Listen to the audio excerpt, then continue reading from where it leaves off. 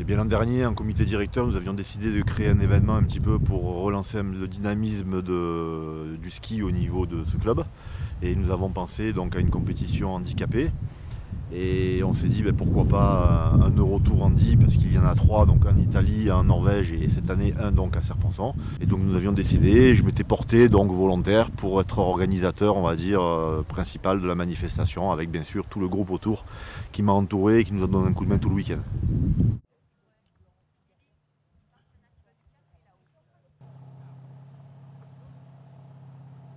Donc bonjour, je m'appelle Philippe Turchet, je suis responsable de la commission handi pour la Fédération française de ski nautique. Je suis aussi skieur haut niveau pour la fédération.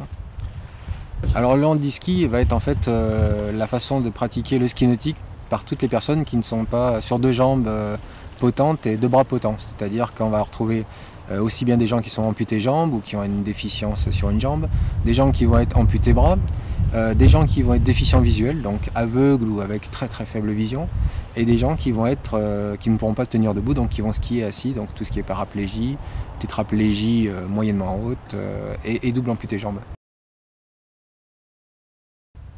Donc là on est sur ce qu'on appelle l'Eurotour handi-ski, c'est ça? Voilà, c'est ça, il y a plusieurs stops dans l'Europe en entier, c'est pour ça que ça s'appelle un Eurotour, c'est un peu comme un championnat, et là c'est le 2e stop. Donc ça a lieu dans quel pays?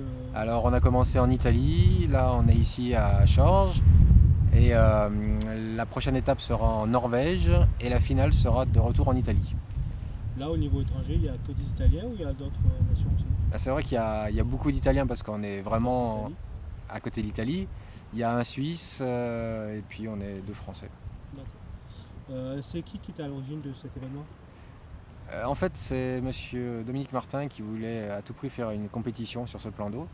Après, monsieur Siragusa a repris le bébé en main pour le mener jusqu'au bout, quoi. Donc c'était un beau geste de leur part. Et mis à part les conditions climatiques qui sont un peu dures, c'est très honorable de leur part d'avoir organisé cette compétition.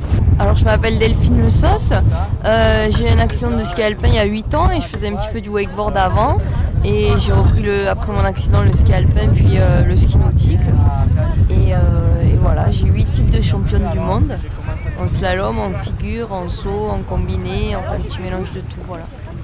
T'as donné envie de revenir à cette pratique? Déjà j'aime les sports de glisse et puis en ski alpin j'étais au comité handisport de Savoie et donc il y a un gars qui me disait que dans ma région, moi j'habite à côté de Montpellier, qu'on pratiquait du ski nautique en handisport. Donc du coup je me suis renseignée, j'ai essayé puis j'ai de suite accroché comme j'aimais ça avant.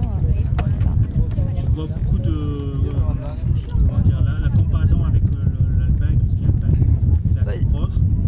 Oh, c'est différent, ça reste des sports de glisse, mais c'est différent. Pour moi, c'est plus facile peut-être en ski nautique maintenant, parce que j'ai quand même l'appréhension de mon accident. Comme c'était un accident de ski alpin, je fais aussi du ski alpin, mais je pense qu'en ski nautique, j'ai moins de limites.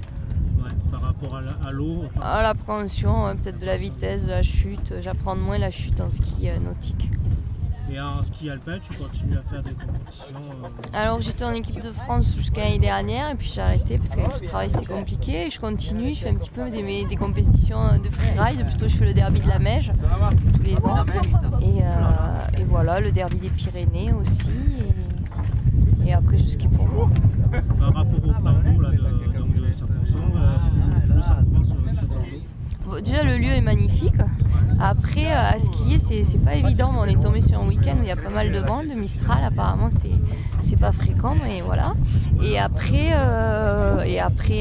l'eau est assez dure comme on dit, c'est-à-dire je pense qu'il y a pas mal de minéraux et du coup ça freine, donc pour nous il faut tirer un petit peu plus sur les bras pour le slalom. Après en figure c'est vrai que le vent et la dureté de l'eau sont beaucoup moins gênants. De figure, donc ça ressemble à peu près à une planche de figure de valide, c'est-à-dire que c'est plat en dessous, il n'y a pas d'aileron, donc ça permet de faire les figures glissées et c'est assez large pour pouvoir fixer le siège. Et après à l'avant, il y a un petit support pour caler les pieds. Tu mets les 2 pieds dedans? Ouais, je mets les 2 pieds dedans. Et la planche de slalom, elle est beaucoup plus longue et plus large aussi. Mais bon, ça, La particularité du siège, solide. Le siège est le même pour tous et après vous l'adaptez à votre morphologie. Oui, après on l'adapte la hauteur des jambes devant, quoi. Celui qui a les jambes plus hautes, c'est plus haut. Et après là c'est pour caler les hanches, donc suivant la largeur de hanche, on met des mousses pour se caler.